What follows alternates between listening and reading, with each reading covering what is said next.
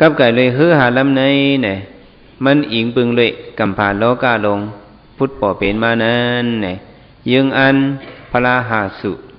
พระหลายสุก็พระหาสุเนี่ยสุก็เขาว่าเลยเกิดโหบทบยากับปัญญามเหลียวเนี่ยลองว่าเขาได้เป็นก้นมีส่วนมันอย่างดันแล้วเนี่ยพุทธถมตนาฮือหาลำในเนี่ยโยกี่คิงในยิงใจเขาเตียวอันกันป่องใจกว่าเจ้าหนังว่ากำผาเขาในเนี่ยมันกึมก็แล้วก็กำผาลงในเนี่ยซึ่งหนังพระเป็นเจ้าก็ฮอวะอนันตาสัจจาวลาวะเนาะสัจจาวลาในอนันตาเนี่ยมันตึกไหลสองเด็ดตึกไหลย้อนเปิดสังพระเป็นเจ้าว่าโลกาในมันมีอันสุดอันตึกไหลวะอนันตาสัจจาวลาเนี่ยมีปอกหนึ่งคนพีล้อสกาในคนพีเจ้าหนึ่งมาถามพระเป็นเจ้าว่าเจ้าดิขาในโลกาคงกลางลงในแต่ที่ให้กว่าหอดเพียวถึงดีกำผาสุดนั่นจ่องมันได้เป็นไรคะขี่เครื่องเสียเมียวเห็นมินกว่านั่นจ่องได้เพียวไรคะเตียนกำผาสุดนั่นเนี่ยพระเป็นเจ้าว่าเพียวไรวะย้อนเปิดสั่งในอนันตาสัจจาวลาวะสัจจาวลาในมันตึกไร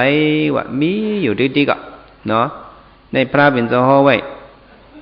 ต่อยามเหลียวในไผ่ติบันปิญญาเขาก็ดังหับคำอ่ะเขาก็ตุ้ยเอามันพิรู้ลงเขานั่นให้ตุ้ยกว่านึกก้องกลางเฮาเนี่ยอันเขาห้องว่าเกล็กสีมาไผ่มันเขาห้องว่านึกงุยตานั่นเขาก็ตุ้ยกว่าเจ้านั้นในเขาหันมา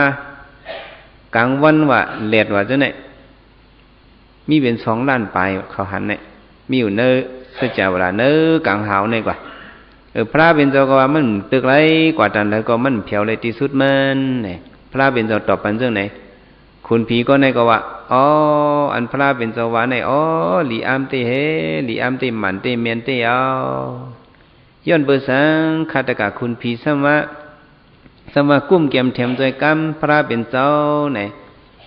เมื่อข้าไปมาเป็นผีนั้นเนี่ยเขาเป็นโกเนกันนุยสิเพราะกันนุยสิเอากับขัดเจอกันตราในไหลสันไหลหยาในลำลินมินผ้าไหลพงตะโคอนุบอกคาตะกาวก็อย่าว่าอย่าเอาวะเจ้ายสิอ่อนป้านั่นขึ้นลาดคุณผีนั่นขึ้นมาลาดลองปานมันเป็นยสินั่นยสิป้านั่นเนี่ยเมื่อมันเป็นเจ้ายสินั่นมันมีนไหลตั้งเผาไผ่มันเจ้าในเนี่ยมันเผาไผ่ตันในจุกะปืนกลาง1 เหลี่ยมปืดกว่าเนี่ยลัดกว่าต้นทานวะปืนกลางในพวกปืดออกกว่าในจ่องมันว่าเผาจุกะต้นทานในเดมีหมอกศอก1จุกะ1 ศอกนั่นในปืนกลางลัดกว่าในครึ่งเซกันก็มันดำมีเนาะมันเผาแต่นั่นเนี่ยจุกะ1 เซกันในเขาว่า1 เซกันให้เลย1 เซกันในยาซีในมันมีนเลยตันหือในมันมีนเลยกว่าเลย1 กำพาวะเนาะกำพาในไกลกันนะลูกในมันกว่าเลย1 กำพาในเลยว่ามันมีนเผาเตะเห็นนั้นมันก็กว่าด้วยกำพาโลกาในมันเดสุดใจดีเลยเนี่ยจอมตัวกว่า1 เซกันในเพียวกับ1 กำพาในมีนกว่าถึงที่ข้าวมันหลุดกินเกี่ยมในก็มันลงให้กินตั้งกินตั้งเยี่ยมมันเหตุถูกลีนอน1 แก้ม1 กำก็นอนหรือเฮยถูกลีกว่าภายน้อยภายลงก็ลงให้กว่า1 กำไม่ขึ้นซื้อมินดีกว่าตีเจมือมันเป็นยาซีหนุ่มนั้นมินตองสมบูรณ์เท่ากำผาในมันไปสุดไรวะตึกมีเมืองโกนในตึกมีกุนโลกาลงในมีกว่าติ๊กในมันสุดไร4 กุนเมือง1ลูก4 กุนเมือง1กำผา1อันเนี่ยกว่าติ๊กก็มันสุดเห็นนะในยาซีในก็เท่ากว่าจำตังเบ็ดเท่าไปก็ตึกกว่าติ๊กมินกว่าติ๊กมินกว่าติ๊กก็ต่อมันจะสมบูรณ์หลอนเป็ดวะว่ามันหลอนในก็เจอมันในสำจับสาตีมันสาตีกำผาในอันมันตีดังสาตีกำผาเขาในมันห่มเป็นห่มลูกอะสัจจาวลา10,000ในกำผาเขาในมันยาในกลางมันลีเนี่ยกำผาเขาอยู่ในเหลียวเนี่ยยาในกลางมันอันล้อมมันในล้อมหอบไว้ในมีสัจจาวลา10,000อันในห่มกันเป็นห่มกันลู่ในบ่อพระเป็นเจ้าฮอว่าเด้ใน ที่ไหนคุณผีในก่อนเนาะมันก็ขึ้นมาลาดมือขาดได้เป็นยาสีนั้นกว่าตัวอายุบ่หมดก็กำผาในมันสุดไรคะอันพระเป็นสวรรค์ในมันเมนอ้อเนี่ยจังว่ากำผาในเนี่ยมันถึงขิงลูกก็มันติดลูกเว้ยแต่พอถึงขิงมันจำเด็ดลูกมาเนี่ยเจ้าหนังกำผาในมันมีนำในมันเนี่ยขาดในมันค่ายปั่นกว่าจอมรวมจอมอากาศชาในปั่นกว่าเด็กๆใน1 ปีเนี่ยมันเปิงกว่า1 อิฐ1 อิฐอ่ะเปิงกว่า1 อิฐตอนแต่เลี้ยวไผ่ติบันปิญญาเขาเนี่ยเขาว่าจังหือเนี่ยย้ำเลี้ยวเปินอันกันมักมันไว้ในกำผาเนี่ย1 ปีมีหลายเหรียญมี12 เหรียญก้นไผ่ติบันปิญญาเขาเนี่ยเขาซ้ำว่าบ่ไว้1 ปี12 เหรียญในพวกกว่าเข้ายาวเข้าหึงมาอย่าสิอุดูในเต็มมาเนาะเข้ากัดก็เต็มกัดเข้าไม่ก็เต็มไม่เข้าผลก็เต็มผลมันจะเปิงติ๊กๆว่ะแต่เลี้ยวติบันปิญญาเขาเนี่ยเขาเคยไว้1 ปีในใครไว้13 เหรียญว่ะก็กับเปิ้นไปพร้อมเขากำผาในกึ่งกลางเรียกจังไหนมันไปไล่ในเปิ้นไปใครพร้อมเขาในมันเป็นทางเขาว่าเนี่ยขาดในมันกว่าใน1 ปีในมันค่ายกว่า1 อี1 อีเส้นต่างมันเนี่ยนะมันมีเหลียงต่างผ่าเหลียงต่างเส้นต่างผ่าเส้นต่างมันน่ะก็เป็นจังไหนว่า64 อันตรกัปในพวกความไผ่ปาลีว่าได้ก็64 อันตรกัปนั้นอายุโกนเฮาลงต่อถึง10 ขบเปสำขึ้นต่อถึง1 สังเฉนั่นห้องขึ้นลงต่อถึง10 ขบในห้องว่า1 อันตรกัปในโปถึงมา64 อันตรกัปในอายุกำผาในเต็มเห็นในเนี่ยขาดเนี่ยมันก็แหลกลายกว่าหมดกลางวันอันมีอยู่กูกำผานะในติมาคอนกันติเลียวหรือติมาคอนกันในกลางกำผาในกลางวันออกมา2 ลูกก่อนน้ำแห้งน้ำหลงจะในแห้ง3 ลูก4 ลูก5 ลูก6 ลูก7 ลูกจะนั้นมาก็ไว้มากำผาในลู่เหลียวไก่ไผ่ล่างเป็นหมดพ้องมือไผ่ล่างนั่นสัจจเวลาในกูเฮาในซ้ำกว่าแล้วหมดละสัตวาจะในซ้ำกว่าแล้วหมดละในซ้ำในอ่อนกันมือเป็นเมืองสังวะในมือเป็นกันแล้วก็เมืองสังกูเฮาในสัตวาตั้งเสียงในมันมีกุศลหังผาหังมันกุศลอันโซในมือเป็นเมืองสังอันไรฮอดเมืองสังในซ้ำเป็นพวกโกมิวหือในพวกโกมิสาติทิวะนิยตามิสาติทิมิสาติทิยังก็นิยตามิสาติทิในซ้ำอยู่พิษวะก็น่ะยุ่มพิษจังไหนเนี่ยนิยตามิสาติทิเนี่ยเขาทำไรออกรถงานไล่ไรออกรถในโลกาเนี่ยเนาะก็นั้นพิษอุเมเอาอุเมตายไรกับตกงานไล่กับว่ากำผาเตลูมือฟุกในมันตั้งขึ้นไรออกวะกุศลมันจมห้องปันก็กับอันมินิยตามิสาติทิยุ่มพิษเอาตายเปิ้นก็เป็นอากุศลเหตุการณ์กุศลก็ไรตั้งหลีไรพรหลีมันในพลาก็มีตลาก็มีสังขารก็มีปวดตายก็ยาวเอาไหนจังไหนเป็นนิยตามิสาติทิพลาผ่านช่างเมื่อจังไหนเป็นนิยตามิสาติทิยุ่มพิษจังไหนเด้ว่าถึงเข้ากำผาใหม่เนี่ยเขาไล่ค่ายเงาไล่วะไรอย่างเหรอไล่ค่ายกว่าที่กำผาใหม่นั้นไล่ออกหลอดเงาไล่ในเป็นนิยตามิสาติทิเนี่ยหลอดอย่างนี้จังนั้นเด้ไล่มือเผียวเมืองสังเนี่ยว่าถึงเข้า64 อันตรากาไพลังกำผาเย้ากำผาในขึ้นไม่กุ้มขึ้นมานั่นก็ถึง64 อันตรากาเย้าก็ถึงมาแทง64 อันตรากากำผาในขึ้นปอเป็นมาว่ากำผาติซ่าปอมาเย้าในเหมือนเรื่องกำผาเขาเนี่ยมันยาเนื้อกลางอันนั้นได้เสียเจ้าหลานเนี่ยมันยาเนื้อกลางมันเนื้อกลางเสียเจ้าหลาน10,000ในกำผาเขาเนี่ยยาเนื้อกลางมันเนี่ยว่าลินเมืองในปอเป็นมาคุณสร้างอันอายุยาวอันสักยาวนั้นเขามาด้วยวะเขามาด้วยเมืองกวนในที่มิสิมาทุ่งมิสิมาที่พุทธกายาเนี่ยมันมีหลองหลักลายมันเขามาด้วยอันนี้คนผีคนสร้างเขาเลยมองเปิดด้วยคนสร้างเนี่ยมาเปิดด้วยผีเด่นไปมีมันนั้นมาด้วยในที่พุทธกายาเนี่ยว่ามีอันหลักลายเนี่ยมันออกมาหมอกหมูออกมาสั่งเหรอออกมาหมกหมูปุ๊บหมกหมูออกมา1 หลงในก็คนช้างซึ่งในว่ากำผาในพระเป็นเจ้าได้เป็นพระมีกำผาในได้มีน้ำต้นเนี่ยวะเนี่ยจังว่าบางปองบางแล้วมาซ้ำออกหมกหมู2 หลง3 หลง4 หลง5 หลงในตึกต่อถึง5 หลงเลยเนี่ยนั้นหมกหมูนั้นซ้ำมีหางเนี่ยมันเป็นน้ำมิกพระเป็นเจ้าได้ปอเนี่ยนี่เป็นกำผาทอดกำผาเมียวะในกำผามีร่อนมีมอนเนาะในมีกำผาในมี อันพระเดเป็นพระในกัมผามีหาเมียวนี่มีหลายเมียวก็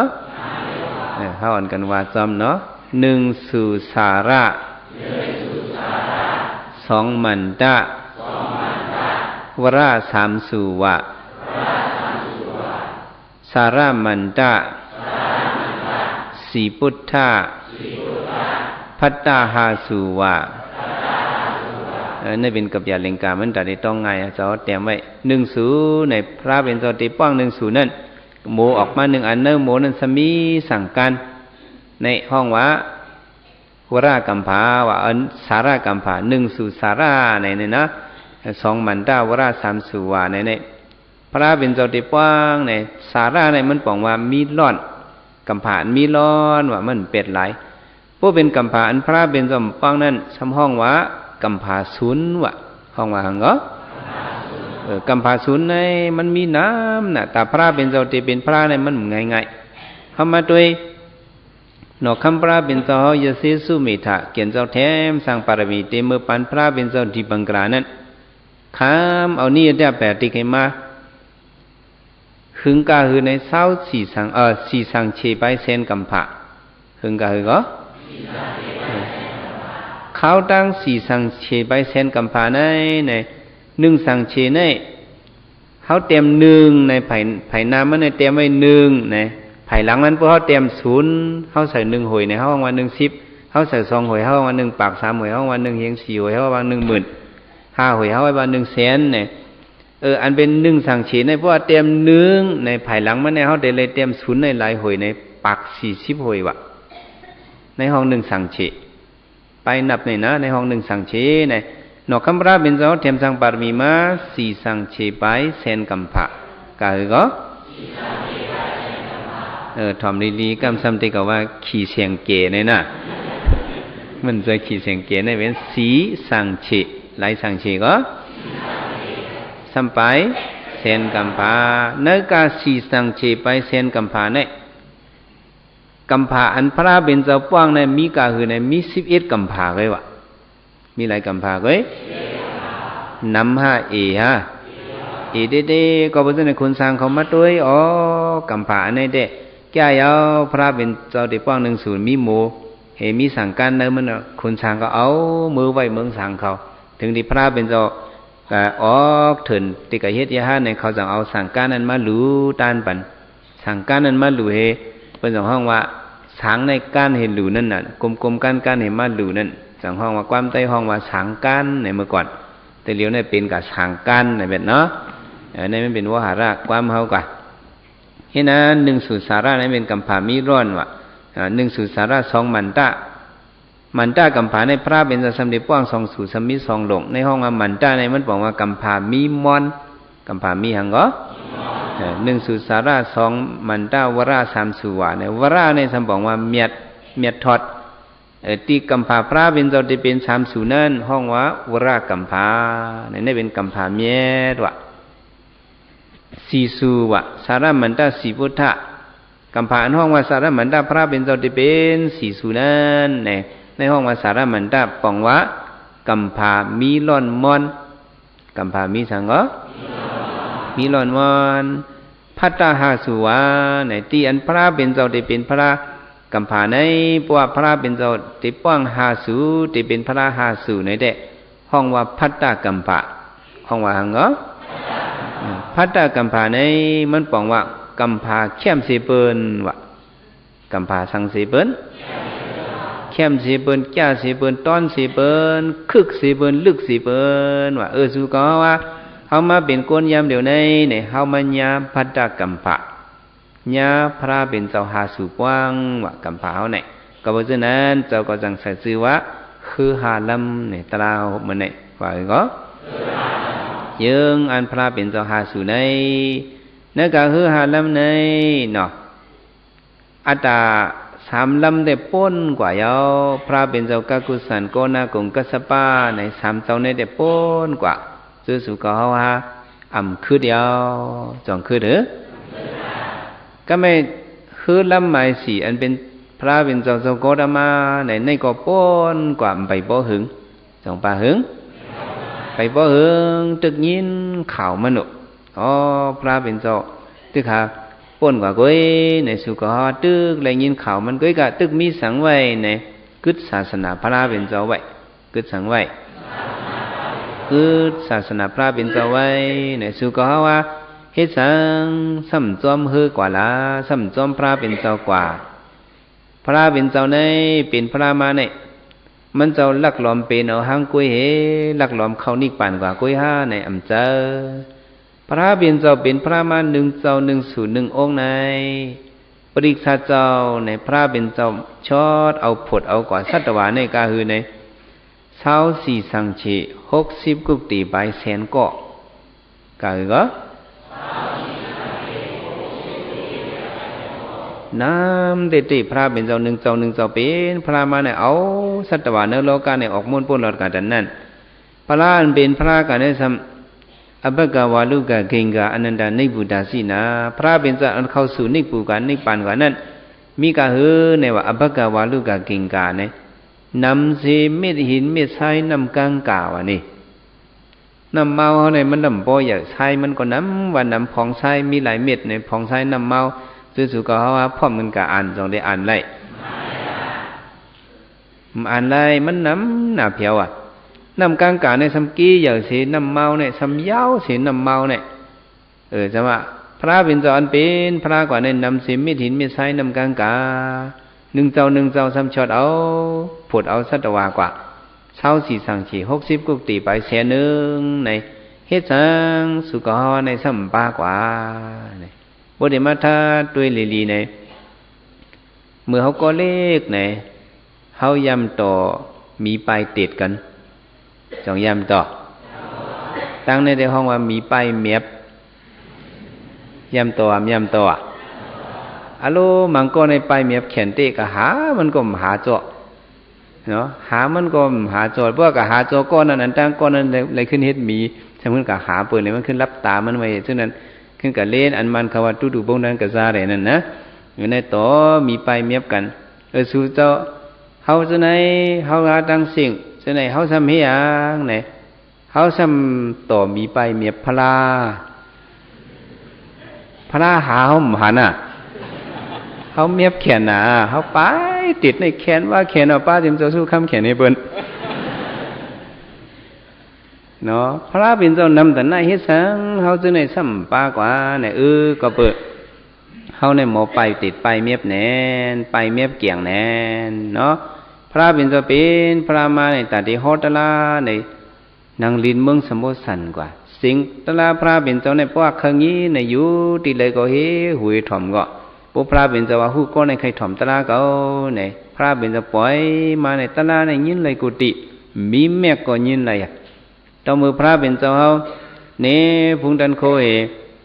ขึ้นลงมาที่เมืองสังฆสานกูนั่นโกนปริษัทมานั่งถ่อมตราเหมือนเจ้าโยกีเขามานั่งเต็มในจองโดยถึงคำสมบูรณ์ล้วนในเนี่ยมือพระเป็นเจ้าลงเมืองสิงฆสานกูเฮมาฮอตลานั่นโกนอันมานั่งเปิดเนี่ยมันมีกว่ากาหือเนี่ยมีกว่า36อยู่สนาวะหนึ่งอยู่สนาเฮาไว้8ลักนั้นก็เฮาไว้13ลักเลยปริษัทโกนเนี่ยมันน้ำแต่นั้นแม่ก็มีสิทธาพระเป็นเจ้าฮอตาลาไหนโกนในยินกูเกาะผีในยินกูโตนะจังว่าเฮ็ดสังเฮาจะในซ้ำยินไรไหนก็เปื้อสังไหนก็เปื้อหูเฮากดไว้อีสังเฮากดหูเฮามันเชื่อพระเป็นเจ้าลาตลาก็ห้อมถอมแต่ว่าเฮาในไปเมียไปติดพระเป็นเจ้ามาเนาะเอามาตัวพระเป็นเจ้าก็ฮอตลาบ่เป็นได้เหมือนจังหนังหมุนคำพระเป็นเจ้าเฮาเจ้าโคตมาเนี่ยมันเจ้าดีกว่าฮอตลาเนี่ยโอ้มันเจ้าสอลงให้กว่าลงมันสิว่ากว่าติดๆๆนี่ก็ห้อมจิถึงที่มันเจ้าแจ้งกำตลาเอาเป็นพระมาผีเขาสร้างเขาจะในสัมโพหูไว้ท่าอ๋อเจ้าสีทัดเป็นพระยะบอกว่าเขาได้เลยถ่อมตะไลเอาเฮ้ในผีเขาในสอกันในเมืองโคงกลางเนี่ยโลกาทัด10,000ในผีเนี่ยอ้อนกันมาสร้างเขาจะอ้อนกันมาเปิดดิธรรมสกะที่มีกระดาษวันนั้นมีกระดาษวันนั้นพระเป็นเจ้าติกะฮอตะลากระบุในผีเขาบุกกระเปิดไว้ท่ากระต้นไว้ท่าต่างมันเจ้า ถึงนี้ว่าพระเป็นเจ้า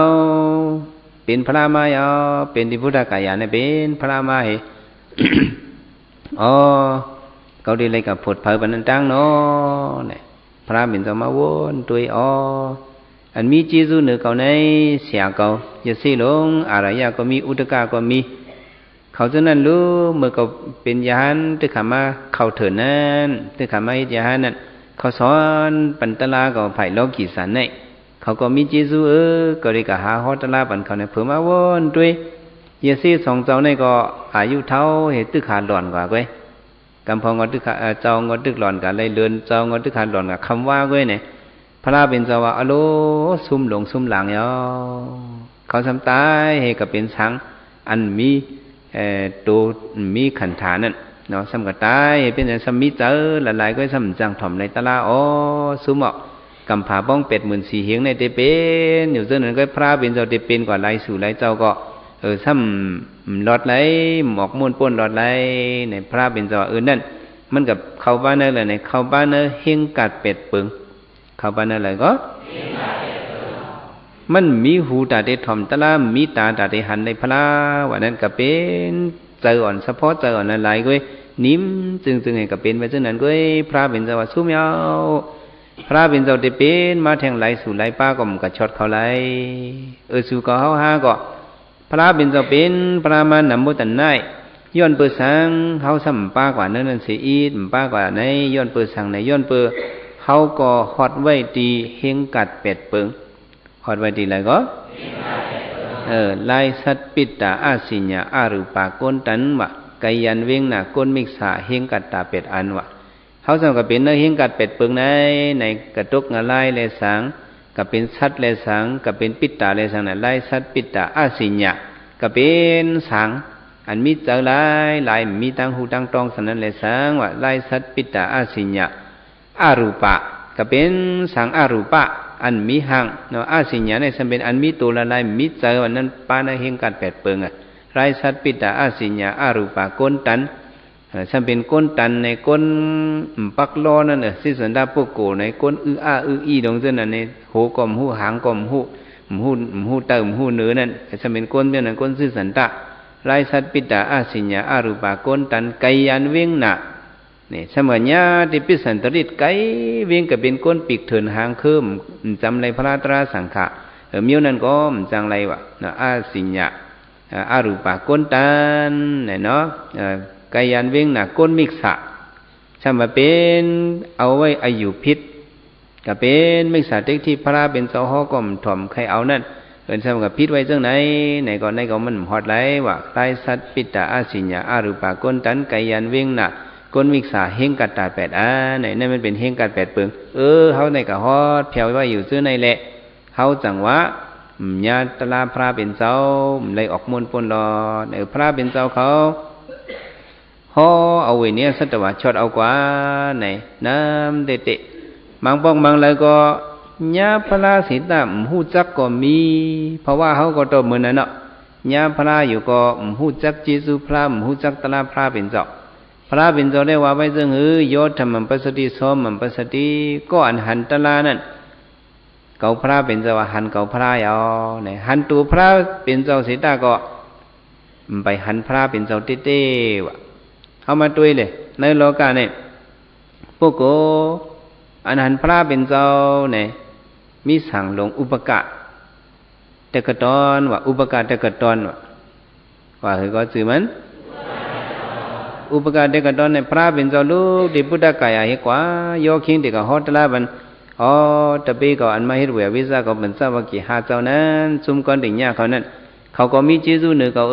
เขาเด็กก็มือฮอตลาบันเขากว่าเนี่ยมันจะมาเขียนเจ้ามาด้วยตีเลยหรือกับฮอตลาบันตีมินกับก็หลุยญาสาวกาก็นึงก็หลุยญาอุปการเด็กตอนเนี่ยพระเป็นเจ้ามินอะไรก็มินพระเป็นเจ้าไปตีนกว่าข้าวตั้งแต่มีกาในหมอกซองปากลักนึกที่พุทธกายะในกว่าที่มีกระดาษวันที่ปารณสีในข้าวตั้งมีหมอกซองปากลักว่าลักบ้องเดียวแตกด้วยเนาะพระเป็นเจ้าคำไปกว่าถ้าว่าเนี้ยอุปการในจอมตังอุปการในอะไรทบพระเนี่ยมันทบบ่จงทบบ่มันทบ โทเพมันก็มาหลอมตัวอ๋อเจ้ายาหนอนป้าเนี่ยจึงไปสับไปไปหังลีเหมือนเปิ้นเนื้อหนังมันก็ขาวลีเนื้อหนังมันก็หังลีขาวบนเหลืองเหมือนค่ำลงไว้ไปมาสับไปก็ถามเจ้าเฮ็ดยาในยังอันเผยเฮ็ดยาดีกว่าเลยเนาะเป็นตะปีเผยถามพระเป็นเจ้าพระเป็นเจ้าว่าอ๋อเก่าเนี่ยมันคือตะปีเผยเก่าเป็นอนันตาสีนะเป็นหังก็อนันตาสีนะในมันบอกว่าเก่าเป็นพระในว่าพระเป็นเจ้าว่าเพราะเมื่อนั้นเสียได้ที่ลงหกก้อนเนี่ยเนาะอศิลาตะกะตอนเขาจะเนี่ยเขาก็สมว่ามัคคิริกรสันลาเขาเนี่ยเขาก็สมว่าเขาเป็นพระราในลือเขาเงาในลือหงอันฮิกจือว่าคำว่าเป็นพระราในมือพองป่านนั้นมิสิมาเนี่ยมีเสียลงหกเกาะเสียลงไหนเกาะเขาก็ว่าเขาเป็นพระราฉันเป็นอายุก้นเยอะก้นเท่าก้นกี่ลงร้อนๆฉันเป็นพุ่งมันมีอูพึ่งมีปริษัทน้ำนั่นก่อนก็ไม่เผื่อพระเป็นสวะก็เป็นอันนันดาสีนาเนี่ยอุปการเตกตอนเนี่ยตัวมันพุทธบเนี่ยพระเป็นสวะอันต่างเนี่ยกุยกะมันสมว่าจังหืออ๋อพระเป็นสวะปอมาแทงสูงเอาเฮเนื้อโลกาในสมาจังเนี่ยทำกุยกลมเลื่อมเอ็นวะมันมียุ่มรู้สองยุ่มหูเบียอาวุโสหูเบียอาวุโสคิดที่เจ้าอยู่เนาะทำกุยว่าจังไหนวะนะอุปการเตกตอนหัวค้อนงึกงักคึกกักไปตัวไอเขือคึกเนี่ยเจ้าหนอคำแต่ไว้เท่านั้นนะมันเกือบเริ่มพระเป็นเจ้าติดจื่อพระเป็นเจ้านั่นเนี่ยว่าออกมาแทงเจ้าหนึ่งผู้ปิยะอาวุโสเคติเจ้าอยู่โยว่าจังไหนมันจำกวยถือเปิดทิ้งว่าพระเป็นเจ้าป้นมันกับมันขึ้นเลี้ยวตัวพระเป็นเจ้าทำกวยเมียปลิ้นปิ่นตาบันพระเป็นเจ้าก่อนวะนี่ย้อนยาพระเป็นเจ้าละลายก็มันไปไล่จังปาไล่หรือย้อนหูตะลาหรือย้อนหูสังพวกเหตุการณ์ลีการเมียในอย่าไปย้อนยาพระหลายๆก็ให้หูหันตะลาอันพระเป็นเจ้าเขาอย่าหันสังขารเจ้าเขาหูนั้นให้หูอันสิกรรมเนี่ยเขาหลุดเลยหมอย้อนสู้จังไหนอันไหนมันจังเดี๋ยวห้องวะย้อนสู้หมันแม่เนี่ยก็ไม่อุปการเด็กกระดอนก็มันก็ยาพระเป็นเจ้าพระเป็นเจ้าก็อีหลูมันเพราะว่ากล่อมกระทบมันในเพราะว่ามันเนี่ยติ่มออกมนป้นรอดไล่เนี่ยถึงที่ว่ามันก็ป้นผัดยันพระเป็นเจ้ากับพระเป็นเจ้ากับมือเพียวดีมีกระดาษวนนี่กับฮอตะลาบันปัญชาวกิหาเจ้าเขาทำไมอุปการเด็กกระดอนในมันก็ตีเลยว่าในอาคารมันไปถึงปารมีมันตึกหนุ่มวะอีสังมันตึกหนุ่มมิวสังเสียว่าพวกอาคารมันไปถึงขิงข้าวมันไปถึงนั้นมันไปเปลี่ยนมาอะไรอย่างก็ในพระเป็นเจ้าก็ถอมตัวพระเป็นเจ้าได้ก็หัวอุปการในปารมีมันไปเต็มท้นถึงวันหนึ่งมามันเด็กขึ้นจังมาจูมันเด็กขึ้นมาจูเก่าอยู่ไหนพระเป็นเจ้าก็สั่งไว้จูเก่าเป็นอนันตาสีนาไหนปูมาหลวมาไว้ในมหาเก่าเล่ปูมาทบตามหยาบมาเนี่ยวะมันก็ทางแค่นั้นเห็นมือกว่ากับเพียวตีวันมูซื้ออันเป็นตะกามันนั่นมูซื้อนั่นก็หาลำตึงกลางยี่พันบนไหลมาเดิมมาสมาหลุบันอุปการเด็กกระต้อนสังเสมอยู่ยำไม่ในทำไมมูซื้อลงในสำสังมันว่าเด็กออกกาหายืดเถิน7 วันเนี่ยวะเขาได้เต็มมีเฮินคุยกันเป็นทางอุปการเด็กกระต้อนลูกยิงเขาเนี่ยมีอยู่ลูกยิงเขามาสาวาเนี่ยแต่มีมันก็รักแหลมอยู่หมอหงข้าวหงพักมันก็อายุไรมา16เอาเนี่ยวะมันหมอหงข้าวหงพักแต่ละไทยลูกยิงเฮ็ดเขาซ้อมพักซ้อมกับปัญเจ้าเขาไรว่าเนี่ยอุปการเด็กกระต้อนก็อยู่หิมวันนั่นเนี่ยมาตุ้งซ้อมกูวันถึงวันที่หมายหนึ่งมันมาตุ้งซ้อมตำตีเฮินสาวาเขาเนี่ยนางสาวาเนี่ยมาตุ้งมันมาหันนางสาวาเนี่ยอายุ16เนี่ยหางลีน่ะให้เอาจับตามันไปเราอะนางสาวาเสือปันเขาซ้อมเสือปันได้สปิดมันก็หอบลงให้มือกะมันกินเขาอะมันกินเขาพวกมันกินเนี่ยมันสวรรค์เนื้อสปิดในลายมือมาสวัสดีหายไปในวะกูลายมือมันหายเนี่ยมันชื่อกินเขาอ่ะเนี่ยวนกับวนขึ้นไหนเอาใจจับนางสาวาไปละลูกยิงสถีเนี่ยลูกยิงมูซื้อไหนจึงปีมาหังลีในรับตาวก็หันมึนตาวก็หันได้กว่าเนี่ยเสริมมันก็นิ่มสีอีดมันก็ใจจับไหนมาตุ้งซ้อมวันเหลียวก็ โลเก่าในได้จับเจอไหนเฮ็ดจับเจอไหนก้นมือกูปอกในพวกเปิ้นเฮ็ดกับเปิ้นเฮ็ดตีนั่นน่ะเนาะฮักก็ฮักตีนที่เป็นนั่นฮู้แหละอุปการเด็กก็ตอนนี้ก็นอนเป็ดเห็มลูกเฮ็ดว่าเนี่ยนอนหลายๆวันเนี่ย7 วัน 7 คืนว่ะเขาก็มกินว่ะเนี่ยนะเฮ็ดนั้นนี่ถึงที่ว่ามูซื้อในเปลี่ยนปอกลงมาถามว่าลูกยิงเจ้ายาเนานั่นสองมาตรงซ้อมหัวไหนพ่อมาเอาวันเหลียวก็ลูกยิงก็เห็นเขาซ้อมปักซ้อมเปิ้ลไว้อยู่บ่มาแทงเอาเป็นหือกล่อมหู้เนี่ยว่ะมูซื้อเนี่ยก็ไม่จะเลี้ยลงกับด้วยดิจ้องเถินนั่นเป็นหือค้าเจ้าเนี่ยนั่นก็นอนสั่งการเคียงโหเคียงตีนหิมลูกว่านั่นนอนอะไรมาหลายวันเนี่ยอะไรมา7 วัน 7 คืนว่ะกะกำตัวเจ้าอยู่ลีห้าเนี่ยมันก็ตักเสียงว่าเนี่ยนะข้างตักเสียงเนี่ยไหวนาเขาจอกไปทีเจ้าเป็นทางคาเจ้าอยู่ลีห้าเนี่ยกะกำตัวเนื้อกะกำตัวปลายตีนปลายมือก็ซ้ำกัดลังเจ้าเป็นทางลาเนี่ยว่ะใครละดอกใครละดอกเนี่ยว่ะจับโยกาเนี่ยว่ะโยกาหังคาคาตกาติยาบันคาเนี่ยอโลโยกาเขาในลันเลยเนี่ยว่ะเจ้าเป็นหังคาโหใครต้องเจ็บว่าต้องคืนต้องเกี้ยนะมันก็หักเสียงนั่นน่ะลัดเลยอโลลัดคาเลเสียกันตะกากันจังโดดถิ่มกันสังลัดกันแตกเลี้ยงน่ะเนี่ยว่ะตะกาวันนั้นที่5เนี่ยว่ะเขาเจ้าเต็มบอกใครลัดเนี่ยว่ะในลัดคาเลเสียตะกาเจ้าเป็นหือเจ้าต้องคนเนี่ยเพราะว่าเจ้าห่มต้นนี่เขาคดีถือหู้เนี่ยว่ะกะแม่เจ้าหนอกคำสำเตียมไว้ว่าจึงหือว่ะอุปการได้ก็มันก่อมไข่ลัดนะเขาได้มไข่ลัดสักอีดว่ะเนาะพุ่มลัดก็สำคำเจอว่ะเนาะกะแม่มันเจ้าหนอกคำเตียมไว้ได้มันเจ้าหลุดได้มันหึงน่ะต้องหลินั่นเขาจำตัวเองกันเนาะมันว่าจึงหือว่ะเขาได้มไข่ลัดลุ่มว่ะพุ่มไข่ลัดลุ่มเนี่ยตื้นไข่ลัดสีอีดสองแจ่มจ้ะเขาเจ้าได้มไข่ลัดลุ่มว่ะสังเจอว่าลัดมาตะกาโตตักตียินซุ่มลูกยิงหนุ่มนางสาวเนี่ย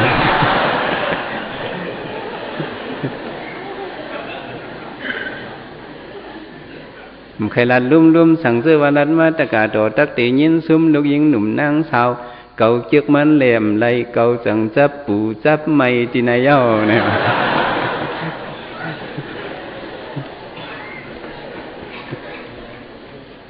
เพิ่งว่าเท่านั้น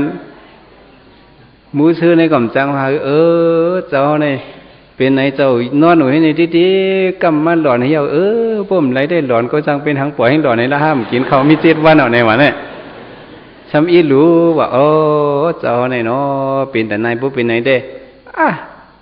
มันในอายุใหญ่ก็มันได้หักลูกยิงเก่าตีเนี่ยในคิงมูซื้อในก็เปียงข้ามมาเฮินมาเห็นลูกข่อยเอาเวลาให้ไหนก็ไม่ช้ำห้องมือเหวะห้องมือเอามือจูนางสาวก็ทำเป็นก้นถ่อมความอุเมคือกะลาปุ่งหน้าเขาเนี่ยเอาอุเมขับขึงบันว่าอุเมเอาบันซึ่งคือก่อนนั่งยิงในไรกว่าจอมต่อถึงวันเหมือนในเตลียวก้นนั่งยิงอิงที่ยาเนี่ยกำพองตึกไรอายุ9 ขวบไว้ขบุตินาเฮินปันกันเนาะกำพองไร12 ขวบไว้สมุตินาเฮินปันเนาะต่อถึงวันเหมือนในตึกมีอย่างนั้นนะในก็นั่งสาวในก็ได้มาอายุ16เนี่ยเอามันตีนาเฮิรนกึกอุปการเตกตอนวะเนาะอุปการเตกตอนในเด็นางสาวในอายุไร16เป็นสาวอ่อนห่างหลีห่างเล่าเนาะอายุไรกะ16อุปการในทำไร60ไว้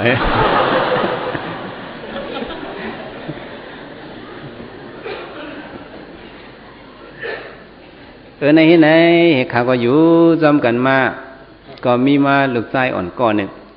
อุปการในก็จำเป็นติ๊กที่ยาหันถักในก็มันก็หมอการสังเนาะเห็นนะก็กับขายเนื้อบันชิมปุ่นนายมันในบางพวกก็มีมันป้องมันในเห็นนั่นน่ะอยู่ไกลกันหอมเหยอยู่ไกลกันหอมเหยอยู่จำกันจังมือนั่นน่ะนางสาวก็มือโผเท่ามันนั่นป้องท่ากูว่ามันก็หูใหม่มามันก็จังว่านายเนี่ยนางสาวเมื่อถึงเบมลัดลีต่อเขาสิปอกไหนวะคือกะลัดลีจงก็ฮักมาเลยเอากลมซื้อมันก็วันเนาะลัดซื้อนั่นเนาะนะอูเอาปันเนี่ยก็เอาก็อยู่ถ่อมความอูก็อยู่หนึ่งฮักมาสีอิดไหนวะให้ไหนเนี่ยมันก็จังว่าป้องท่ากูว่าน่ะ วกนั้นก็ก้นใจในหมันหน้าก้นใจในสำคัญครับอ๋อก็มาอยู่จอมสูในมาถามว่าก็มีตีอิงปึงเก่าในห้าเนี่ยวะก็มีไต้ก็หลีเขาซื้อมันว่าอนันตาสีหน้าวะนี่เนาะอนันตาสีหน้าเนี่ยเนี่ยใครเป็นทางเป็นขย่าเนี่ยวะก็มีตีอิงปึงก็เมื่อป้องก็ติดแรกที่ว่ามันเก่าไปเป็นเมื่ออยู่ไม่เป็นเมียห้างไปเลยเห็นไหมวะสาวก็ห้างก็มาโก้เนี่ยวะนะห้างก็มาโก้เนี่ยที่นั้นก็ถึงวันมาอุปการก็ไปก็จู้พระเป็นเจ้าพระเป็นเจ้าก็ยินเขาอะผู้ไว้อ๋ออุปการที่มาถามเขาย่อเนี่ยลาดวายานเขาที่จองพวกมีแต่กระดอนกองมาถามว่าอนันตาสีหน้าในห้องมาซื้อเก่าเลยเนี่ยถึงที่อุปการได้กระดอนในเพียวกว่าที่พระเป็นเจ้าก็พระเป็นเจ้ากับเพียวที่เจ้ายานเขาก็ส่งมาซื้ออนันตาสีหน้าเป็นพระเป็นเจ้าในพระเป็นเจ้าฮอตลาบันมันเนี่ยอย่างมันก็เท่ามาเนี่ยเนาะรู้ได้เป็นอนากรรมกว่านั่นเนาะอุปการได้กระดอนเนี่ยมันถึงขิงขั้นมันก็ย้อนเบอร์สังเฮียงในกับพระเป็นเจ้าชดเอากว่าในเช้าสี่สังเจ60 กุกตีไปเสียนึงในเฮ็ดสังสัมปาเฮาพระเป็นเจ้าฮอตลาในแดด40ไปหาว่าลุ่มเนี่ยมันขึ้นหรือตีเสมือฮอปันสาวกีหาเจ้านั่นตื่นว่ามันขึ้นหรือมีปริษัทตั้งเลยในก็กะหาฮอบันเนี่ยปริษัทมันจะมี1ป้าก็มี1ก้อก็มันกะฮอบันมี5ก้อก็มันกะฮอบันหนุนคำพระเป็นเจ้าในเหตุการณ์เนื้อเราก็คงกลางลงในหมุนคำพระเป็นเจ้าเหตุการณ์ในหรือตอน10วันเนาะข้าวยำลือเศร้าก็มีเนี่ยย้อนเปิดสังหมุนคำพระเป็นเจ้าก็ธรรมะสำเร็จคัดใจดันนั่นเนี่ยย้อนเปิดว่าอายุมันเจ้าปออายุมันเจ้ายาวก้อยเลยอยู่กว่า80 ปีก้อยในการมันเจ้าเหตุกว่าเนี่ยเพียงหนังมันเป็นเลยมันเจ้าเหตุกว่าหมุนคำพระเป็นเจ้าได้ก็เข้าจำนิกปานกว่ายาวสำไว้ปัญชังในไว้ปัญศาสนา5เฮงวะไว้ปัญศาสนาค่าศาสนา5เฮงเนี่ยมีปองหนึ่งเจ้าสั่งเฮกับปิยาติจ้องสำเถียงกันวะเจ้าสั่งว่าเนี่ยว่าศาสนา5เฮงเนี่ยวะศาสนาลายเฮงกับปีทำกับยินมากกระเรามันเจอศาสนา6เฮงเนี่ยวะ5เฮง6เฮงเถียงกันขาสุพิษกันนะก็แม่พิษกันในมังกันดังกับปิยาอ่อนในเจ้าสั่งอ่อนในมังกันในก็แม่มาเพียวที่เจ้าหลงเจ้าฉาลงเจ้าฉานั่นคือพิษกันก็พังเนี่ยเจ้าสั่งอ่อนห้อมมือเห็นว่าห้าพิษกันข้าวเปว่าศาสนา5เฮงในไอ้กับปิยาเนี่ยมู้ชังเอสมาว่าศาสนา6เฮง5เถียงกันในทุพิษกันข้าเจ้าฉาเนี่ยเกี่ยงกันในผู้พิษกันในมีตั้งพิษหนึ่งกันเนาะเนี่ยวะเตียงยาต่ำเนี่ยหมุนเจ้ามาเหี่ยมข่าวก็ไม่ไอ้กับปิยาว่ามีศาสนา6เฮงน่ะหมุนเจ้าซ้ำเหี่ยมกับปิยา5ข้อนวะหลายข้อนทำขึ้นมาเหี่ยมเจ้าสั่ง6ข้อนวะเหี่ยมเจ้าสั่ง6ข้อนเจ้าสารเนี่ยเจ้าสั่งว่าได้หมันเมนต้องเมนกับปิยาว่าได้สัมพิษเนี่ยกับปิยาสัมญา5ข้อนเจ้าสั่งวันสัมญา6ข้อนวะเผื่ออ่านด้วยกับปิยาว่าก็มูฮู้เลยมองช่างฮู้ก็ว่าศาสนา8เฮงเลยมองญา8ข้อนเนี่ย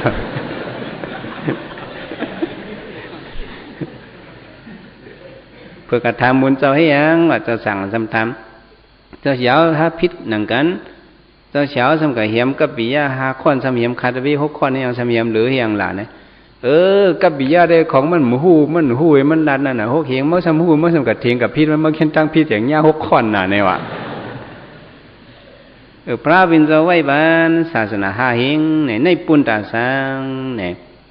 ปุณตาวินิยมันเจ้านกพระเป็นเจ้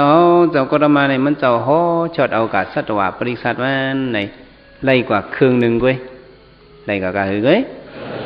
ไล่กว่าครึ่งหนึ่งในคือดูครึ่งหนึ่ง12สังเกต30กุกตีไป50,000ก้อนเนี่ยคือดูว่าในศาสนาพระเป็นเจ้าแหละซึ่งอันพระเป็นเจ้า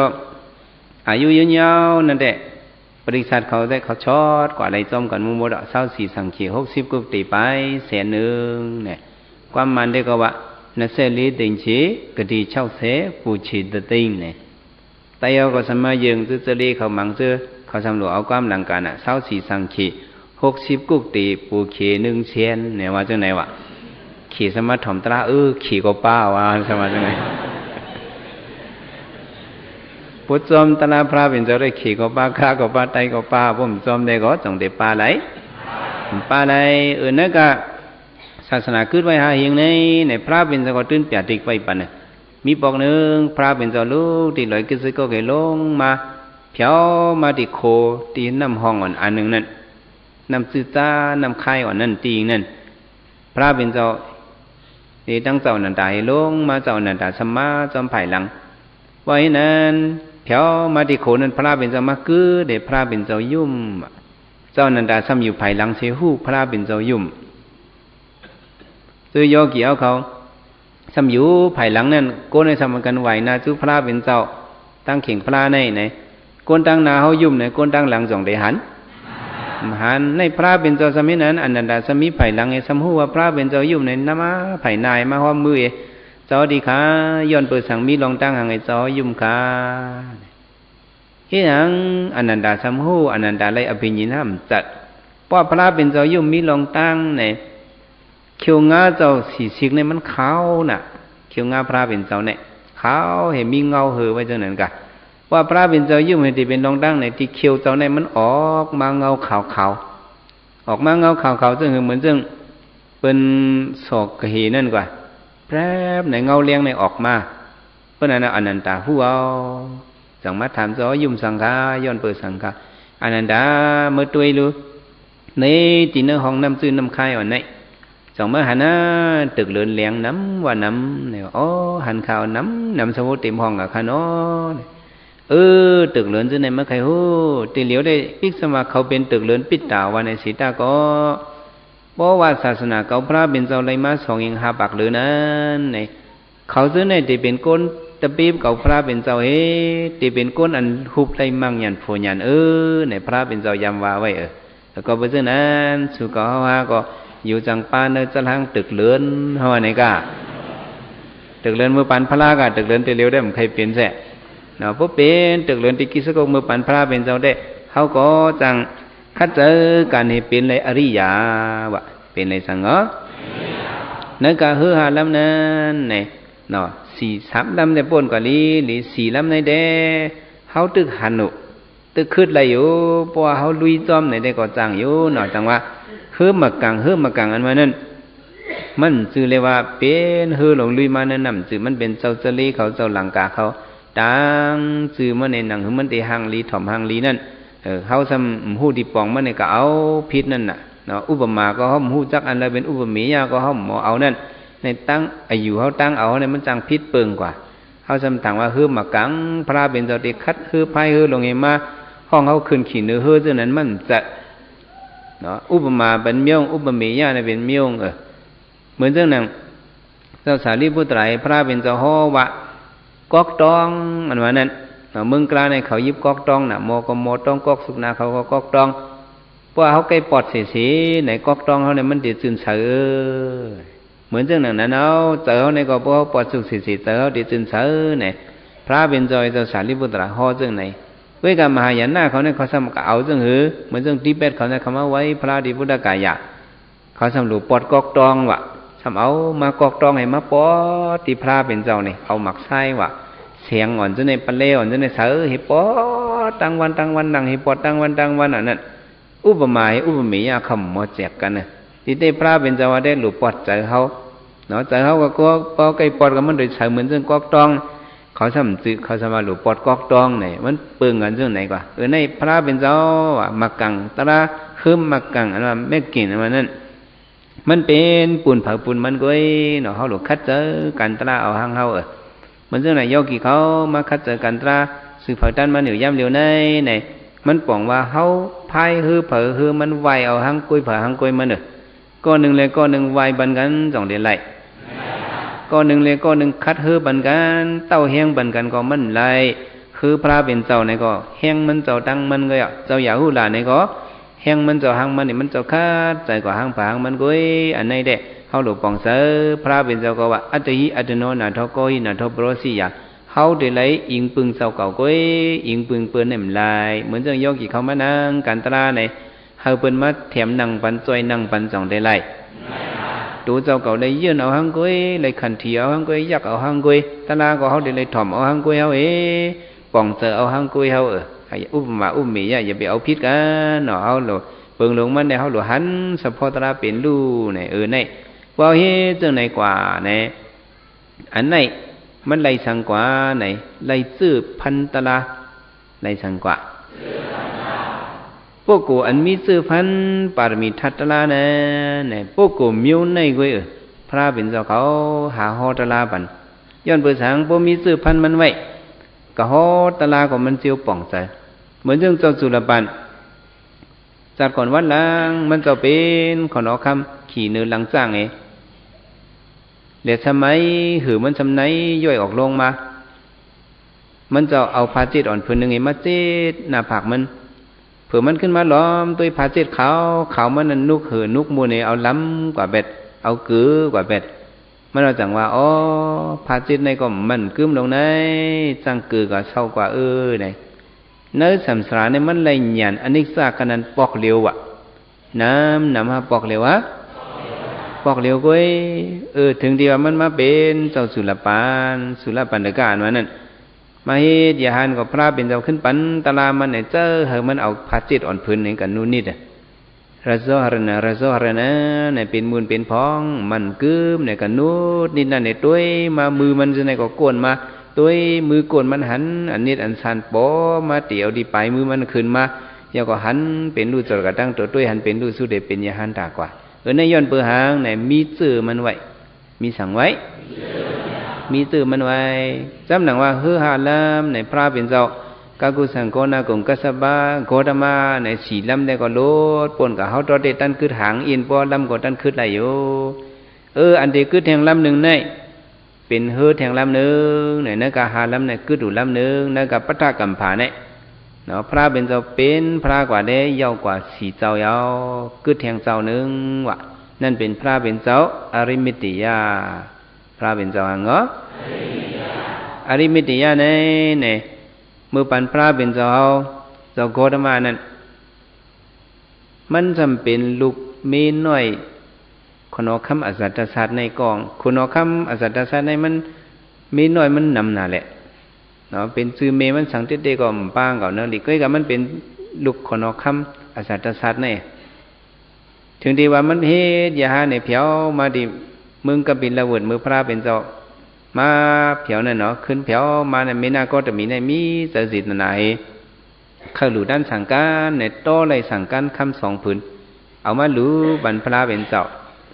เนาะเพราะว่าเอามารู้บรรเอาไหนเห็นนั้น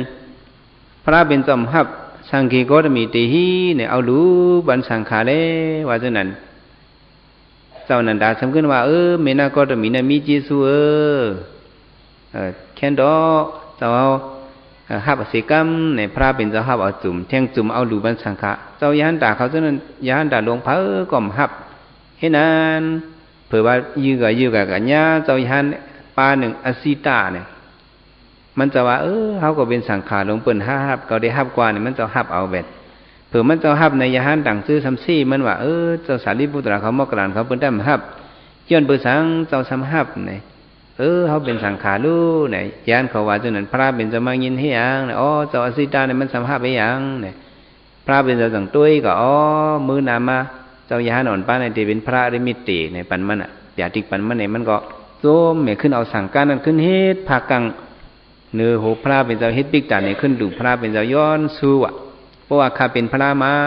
ในปิกตาเนี่ยให้มาเป็นเกี่ยวเสียงเงินคำหยดหนาจิตเบิงเอมุ่งบันเนื้อคาตเบเป็นสิกรรมในย้อนสู้กันจังไหนอริยมเดียวอริมิติในเดะตึกมีดีเมืองผีตึกสีตะเนาะเห็นนั้นว่าถึงเข้ามันมาเดี๋ยวก็เดี๋ยวลงมาเป็นพระเข้าเราจังเดี๋ยวลงมาเนี่ยย่ำเดียวอายุกูเนาะเดี๋ยวปอดลงต่อถึง10 ขวบพวกเป็น10 ขวบในเป็นผู้เท่านายเท่าเนาะเฮ็ดนั้นเนี่ยกูเนาะเนี่ยลูกดี10 ขวบไปเดี๋ยวขึ้นต่อถึง1 สังชีอายุกูนั้นมันเดี๋ยวยาวเลยเพราะ1 สังชีนั้นเดี๋ยวยามหันก้นตายวะบัวหันยินเขาก้นตายในหอกเขาจอกพักไอ้กระตุ้ยเนี่ยน่ะลูก1 สังชีขึ้นลงต่อถึงก็แล้วต่อถึง100,000ต่อถึงก็ปุ๊บเพียวข้าวยำ100,000นั่นในพระเป็นเจ้าอริมิติที่ปอที่เป็นพระข้าวนั่นเนาะเจอตะกาวเขาว่าเคยทบในก็เปิดทบเขานั่นนะ ก็เฮาซ้ำแต่ก็มีก็ละสองซ้ำแต่ฮู้ฮู้พวกใครทบลีๆวันนั้นได้ก็จังว่าน่ะเฮาคัดเจอกันตราที่เหลียวหาไว้ซื้อพันมันพวกซึ่งนั้นในได้ก็จังว่าเฮาไล่ตลาดจัดในก็บ่ญาริมิติก็มันก็จังไล่ง่ายๆในอันเอาเฮ็ดไว้ในมันพี่จังได้พี่หรือเจ้าหนังว่าฮือหาลำในกึดอยู่เทียงลำนึงอันลำอันตึกป่นกับลำที่สีในก็สังว่าเฮาลำในก็คืดอยู่พระเป็นเจ้ามันเจ้าฮือมันป่นก็มันตึกปล่อยจึกมันล้างไว้ในเฮาก็จ้อมไหลอยู่ฮืออ่อนเฮาในเนาะเฮาเป็นไว้สปิดมันยังไงเฮาลำก็มันคืดไหลอยู่เนาะในเฮาอย่าไปตกเลื่อนเสกามในเฮามาญาศาสนาคัมพระเป็นเจ้าในสุกเฮาเนี่ยอย่าไปให้มันซุ่มหลายเนาะซึ่งนั่นความมาว่าเป็นก้นมาหนึ่งจัดเมียดก็อย่าไปให้มันซุ่มในเฮาผู้จังมาญาศาสนาพระเป็นเจ้าในเฮาในเรียกว่ากรรมลีมุนอย่างเด็ดๆพวกกรรมลีมุนอย่างนี้มาเป็นก้นมาเป็นเจ้าคืออย่างพุทธภาษามาเกิดขึ้นญาในเขาดำวิมุตติยุกากับปานเปิ้นลี่กันเฮ็ดกันตราวิปัสสนาในพวกมันซื่อจังนั้นกรรมเฮาแห้งในเฮามาเป็นไรกรรมเฮานั้นมีมาว่าในสิตาก็สังว่าเฮาทำอยู่ลืมห่างลืมตัวลืมคิงกลุ่มเย้ากว่าจอมการหาหอมอกสัมพิสีคู่ของเงินเลอยู่กว่าจอมลูกจอมมีให้นั้นเท่ากับโหสร้างงาสอนกว่าที่ดิ้งในได้ก็นั่นมันจะหลุดห้ามเอาอย่าไปให้ได้หลุดห้ามในเฮาเจ้ามีตะลามาผักตอนบันยอกี่คิงนายยิงใจเขาฮือหาล้ำในเนาะอะไรป่องเจอกันกูเผาดันมันสืบคัดเจอกันตรากว่าในเฮาเจียวถึงบางอย่างผู้อย่างนี้ปันติก็เย็นกันไว้เสกรรมเลยตาเนาะกุศลมีดีนายมีใหญ่มีน้ำเมาคาเสียตะกาไลทาปารมีมาไลเส้นกัมปาตั้งสิ่งตั้งลงในสิมพีสิมสางสิมสัตสิมกฎวินิยาสัตวาในสัจจาวลีอนันตสัจจาวลีตั้งสิ่งแก่นต่อหมสมสาธุอนุโมทนาไล่คำกุศลจุพิงเบ่งกันสิ่งสีกรรมติกานอบสาธุสาธุสาธุกุศลมีที่ไหนมีใหญ่มีนักเข้าคาเสียตะกาไลทาบารมีมาไลเส้นกัมปะทั้งสิ่งตั้งลงในสิมปีสิมสางสิมสัตสิมกุศวินิยาสัตวาในสัจจาวลีอนันตสัจจาวลีตั้งสิ่งแก่นต่อหมสมสาธุอนุโมทนาไล่คำกุศลจุเพ่งการสิ่งสีกรรมติกาโนสาธุสาธุสาธุกุศลมีที่ไหนมีใหญ่มีน้ำเงาคาเสียตะกาไลทาบารมีมาไลเส้นกัมปาตั้งสิ่งตั้งลงในสิมพีสิมสางสิมสัตสิมโกนวินิยาสัตวะในสัจจาวลีอนันตสัจจาวลีตั้งสิ่งแก่นดอมสมสาธุอนุโมทนาคำกุศลโจปิ่งเบ่งกันสิ่งสีกรรมติกาโนสาธุสาธุสาธุตานาเมียศีลาเมียภาวนาเมียเฮาสอคาตั้งสิ่งตั้งลุกอย่าโตคงโตหายผีหิมไลก้นหิมไลสัตวะหิมไลย้อนฟังไว้เนื้อมโหสถเราค่ะต่อเต้าหอติยชัมสาอมตะนิพพานาติกัดเยมเสกัมติกาโนสา